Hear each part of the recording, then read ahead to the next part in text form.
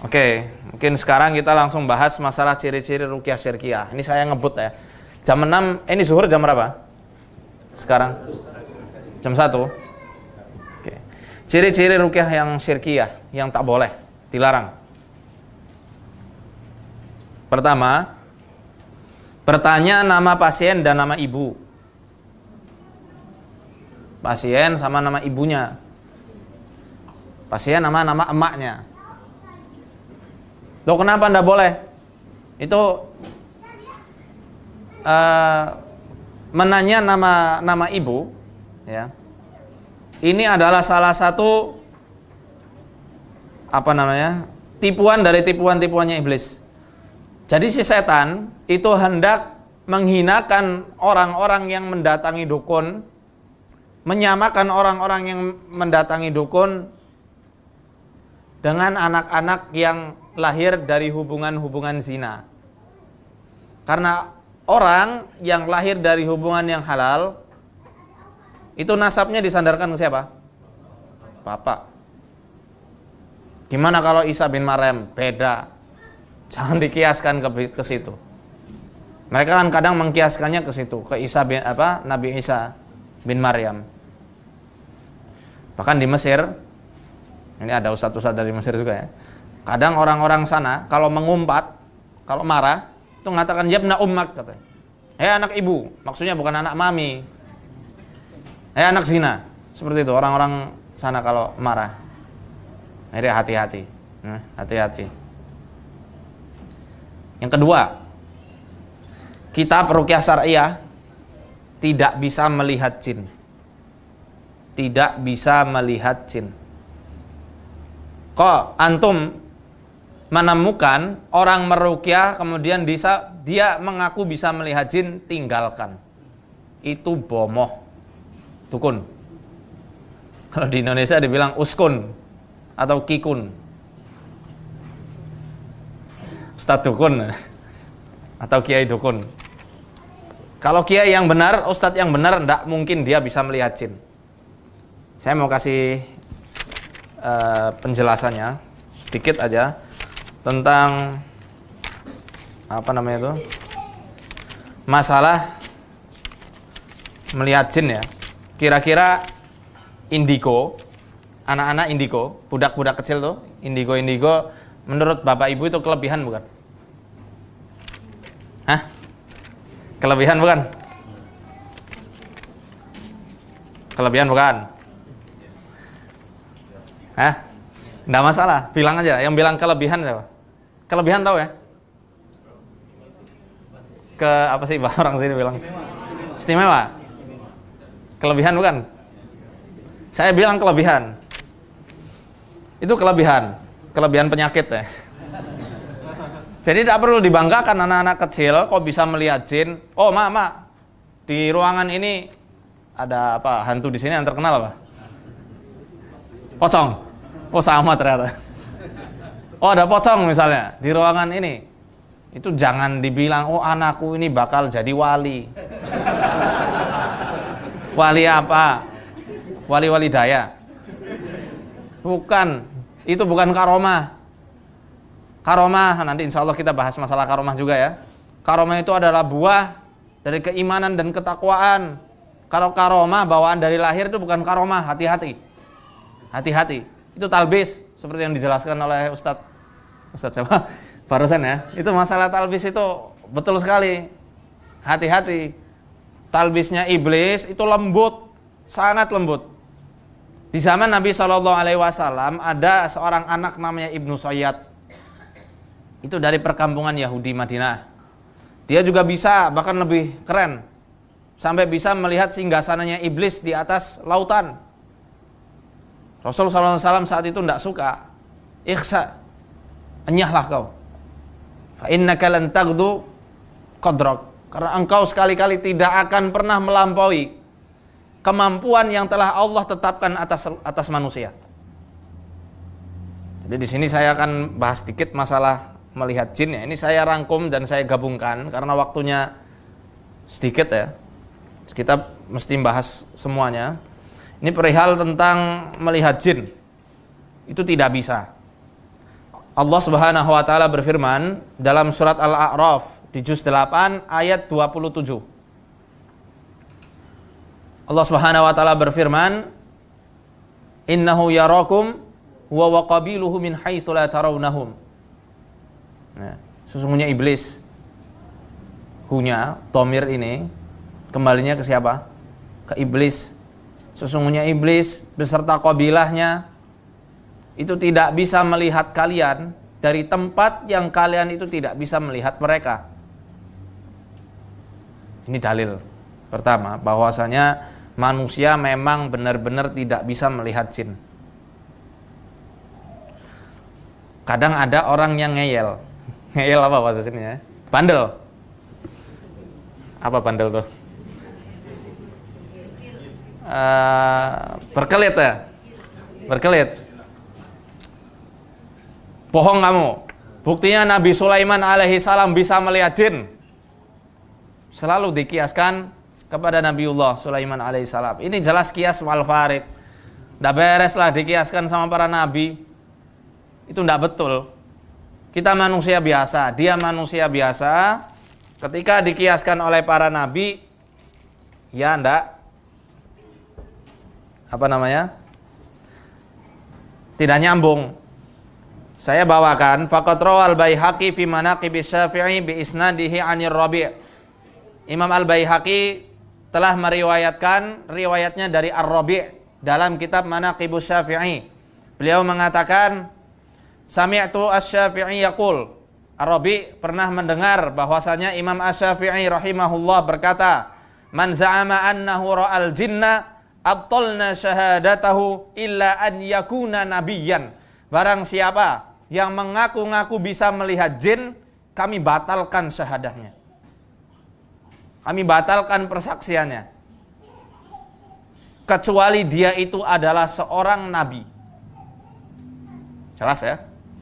Nabi Sulaiman nabi bukan? Nabi. Dibatalkan enggak? Tidak. Lah ente siapa gitu kan? Kamu siapa? Nabi bukan? Kalau ngomong nabi ya sudah. Wassalam. Sana pergi ke laut aja. Ini sudah jelas ya. Para ulama menunjukkan, ini yang ngomong bukan Faizar ya, yang ngomong bukan saya, yang ngomong Imam Asy-Syafi'i. Yang membuat kaidah ini Imam Asy-Syafi'i. Madhab yang paling banyak dianut madhabnya di Nusantara. Nusantara kan enggak cuma Indonesia ya. Sini juga banyak kan madhab Syafi'i. Iya.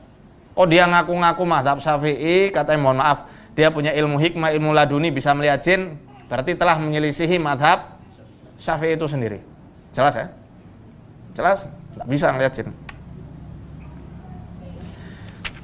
Bahkan Nabi Sulaiman alaihissalam pernah berdoa kepada Allah, yang mana doanya ini diabadikan dalam surat Shad ayat 35.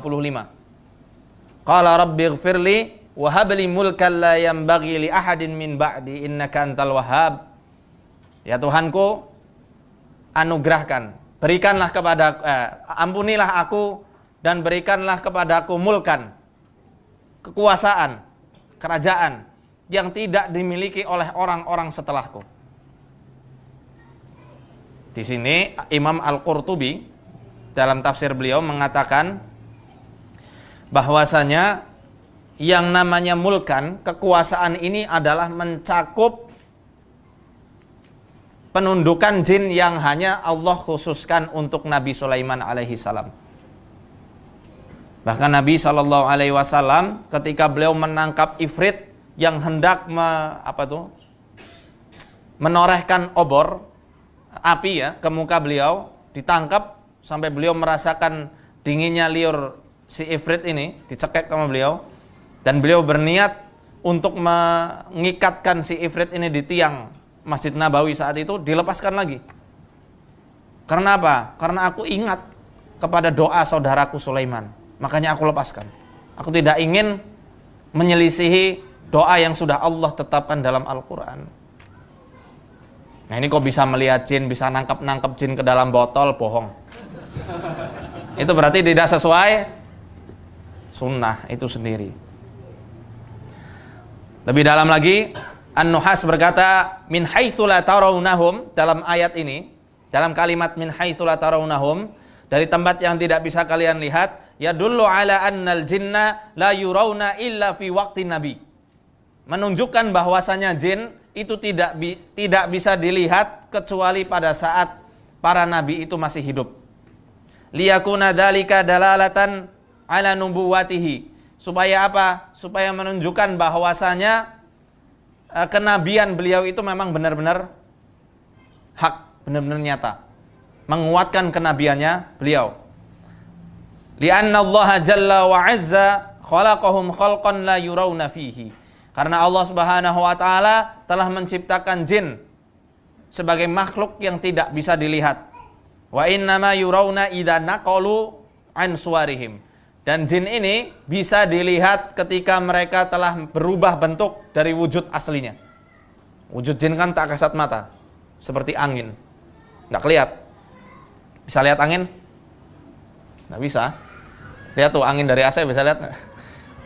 Sama berarti mereka, hanya bisa dirasakan. Jin juga kadang bisa dirasakan, merinding-merinding dan lain-lainnya, kerasukan. Maka orang-orang yang terkena sihir itu sangat peka terhadap jin yang ada di sekitarnya. Ya, di sini menunjukkan di zaman setelah Nabi Shallallahu Alaihi Wasallam beliau sudah wafat, jin sudah tidak bisa nampak lagi, kecuali yang mengganggu.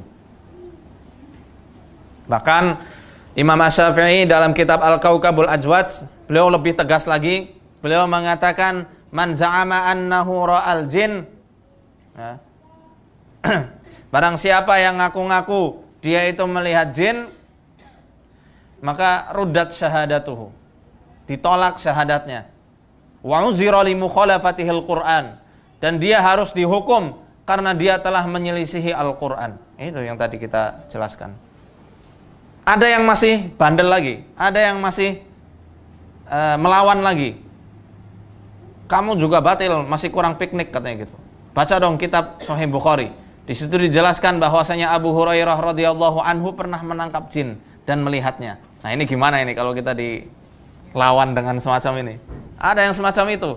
Abu Hurairah ketika disuruh menjaga gudang zakat, melihat itu jin kecil. Rajulun muhtalim dalam hadis. Rajulun muhtalim, anak-anak remaja, enggak kecil, enggak apa namanya? Bukan dewasa. ABG ya, anak baru gede.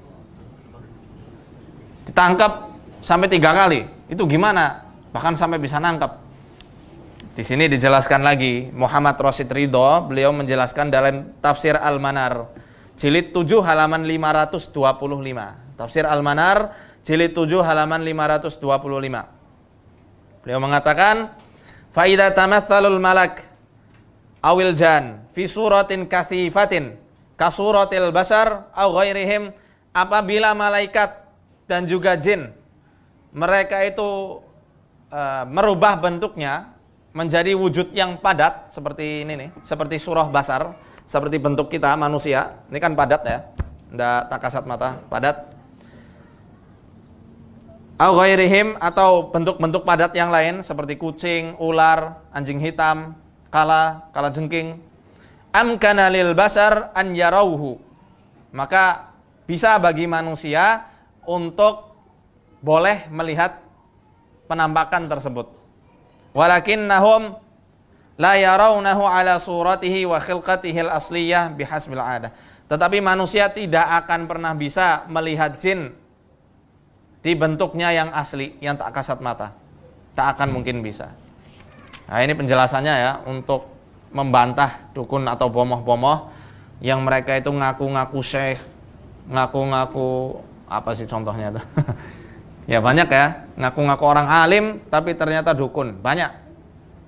Jadi kita juga harus punya bekal ilmu untuk melawan mereka.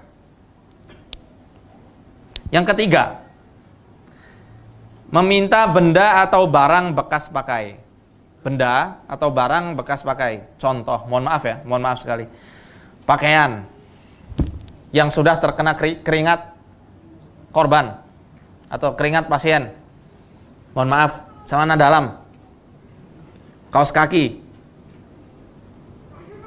uang. Uang ini juga bisa digunakan untuk media sihir.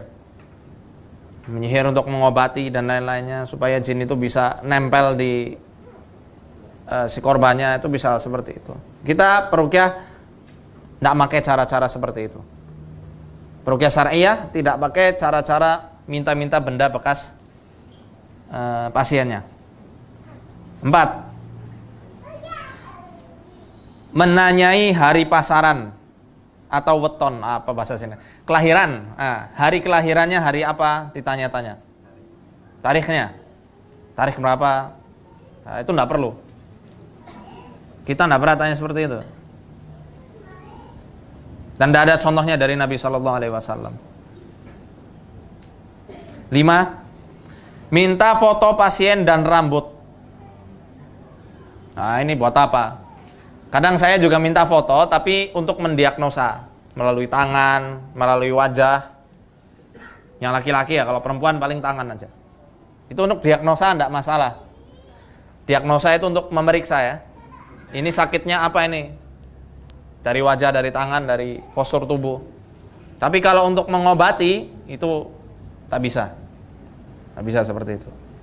Kalau untuk diagnosa tahu ya? Itu boleh. 6. Minta hewan dengan jenis tertentu atau corak warna tertentu. Ayam cemani, ayam hitam tuh ya. Apalagi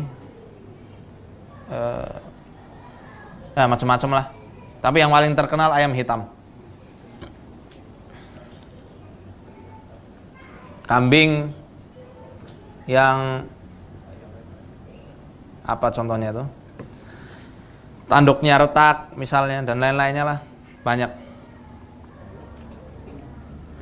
7. Menulis rajah. Rajah tahu? Wafak. Itu kita tak pakai cara seperti itu. Walaupun saya bawa kitab wafak, aufak, ini bukan untuk dipraktekkan, tapi untuk kita bedah. Betulkah ini dari Imam Al-Ghazali? Nah, tunggu nanti. 8. Membaca mantra-mantra yang tidak dipahami maknanya. Itu dihindari. Dan bahkan bukan hal yang masru', jadi haram, tidak boleh, dilarang. Ralat, mohon maaf, tadi yang ruqyah jenis keempat itu bukan makruh hukumnya, haram. Dilarang ya. Yang tadi, ruqyah yang jenis keempat. Yang membaca mantra-mantra yang nggak difahami maknanya, itu hukumnya haram. Nggak boleh.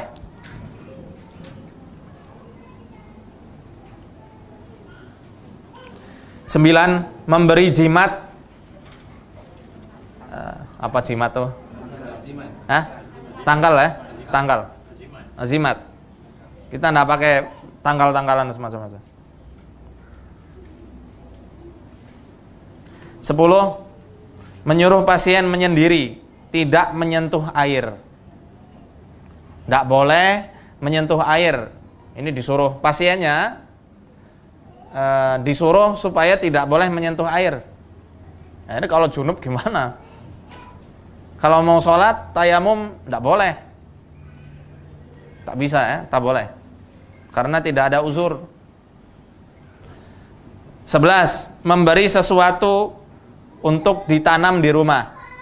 Telur angsa, tulang-tulangan, tulang ya. Itu enggak, kita juga enggak pakai semacam itu. 12. Mengobati dengan media telur. Telur tahu ya. Digosok keluar paku, digosok keluar jarum, digosok keluar darah.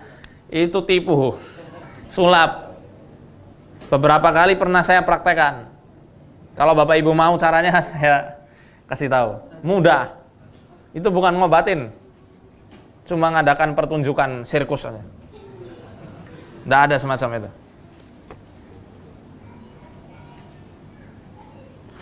13. Memindahkan penyakit ke hewan. Ada.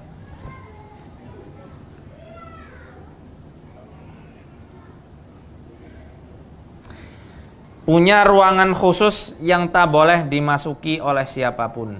Jadi ada ruangan khas, tak boleh dimasuki oleh siapa-siapa kecuali dia. Ada yang semacam itu? Pernah jumpai? Nah, itu enggak beres. Enggak benar. Mengobati dengan media keris atau ada keris di sini ya? Ada.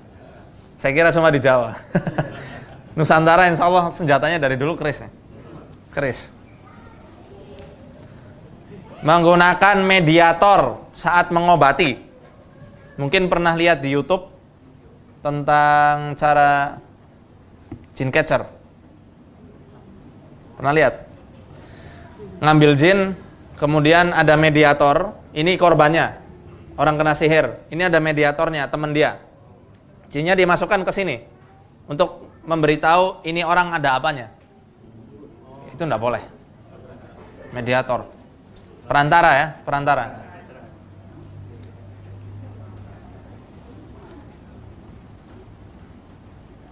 Selanjutnya, menangkap jin ke dalam botol. Nah, ini sudah kita bahas tadi ya. Hujahnya juga jelas. Tidak benar. Tak boleh.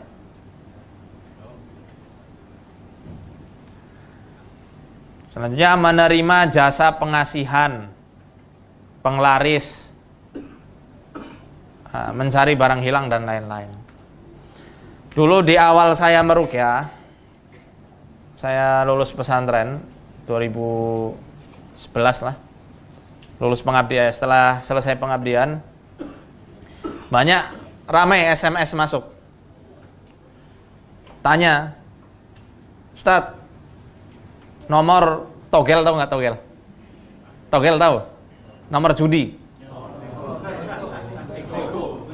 Kalau di sana apa ya togel? Nomor judi yang akan keluar berapaan? Saya nggak tahu, saya hapus itu waktu itu. Ramai, banyak yang waktu itu tanya seperti itu, dikiranya peruqyah itu sama seperti bomoh, dukun. Arraf itu padahal tidak sama sekali. Kita tidak mengetahui hal-hal yang gaib. Gitu. Ini sebagian dari ciri-ciri ruqyah yang syirkiyah ya. Tadi sudah kita jelaskan satu persatu. Oh ya, ada satu lagi, peruqyah tidak bisa menerawang. Menerawang apa itu menerawang? Melihat masa depan, melihat orang-orang itu ada di meramal ya. Kalau ada orang yang ngaku dia itu orang tasawuf, mutasawwifah, orang sufi, kalau dia ngaku-ngaku bahwasanya ilmu ramalan itu ada, ilmu penerawangan itu ada, dan mereka menggabungkan itu adalah dari kasyaf, itu bohong. Mungkin di sini ada dari pesantren.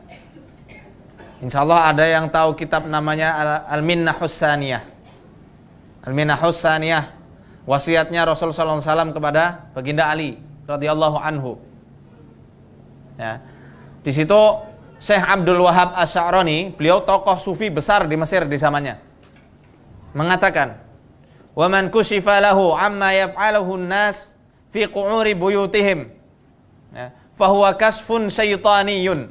Barang siapa yang bisa melihat apa yang dikerjakan manusia di celah-celah rumahnya, maka itu adalah kasfun syaitaniyun, kasaf yang ditimbulkan oleh para setan, kemampuan yang ditimbulkan oleh setan. Fayajibu alaihi taubatu minhu fauran, dan dia wajib hukumnya untuk bertobat dari kemampuannya itu saat itu juga. Wajib, harus dia bertobat karena dia bisa melakukan hal tersebut. Pasti akan ada amalan yang sama. Ini kata Syekh Abdul Wahab Asy'arani. Ya. Ini tokoh sufi besar. Jadi karena ramai sekali orang-orang yang ngaku-ngaku punya khawariqul ada, punya kemampuan luar biasa, menisbatkan dirinya pada sufi. Padahal ternyata dari kitab-kitab sufi sendiri mengingkari hal-hal itu. Jadi sufi yang mana? Kan semacam itu, bohong.